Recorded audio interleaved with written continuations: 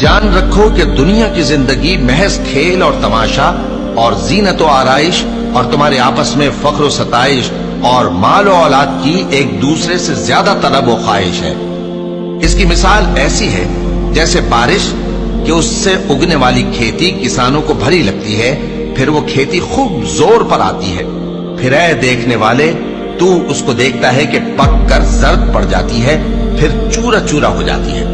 اور آخرت میں کافروں کے لیے عذاب شدید اور مومنوں کے لیے اللہ کی طرف سے بخشش اور خوشنودی ہے۔ اور دنیا کی زندگی تو دھوکے کا سامان ہے۔ بندو اپنے پروردگار کی بخشش کی طرف اور جنت کی طرف لپکو جس کا عرض آسمان اور زمین کے عرض کا سا ہے، اور وہ ان لوگوں کے لیے تیار کی گئی ہے جو اللہ پر اور اس کے پیغمبروں پر ایمان لائے ہیں۔ یہ اللہ کا فضل ہے، جسے چاہے عطا فرمائے، اور اللہ بڑے فضل کا مالک ہے۔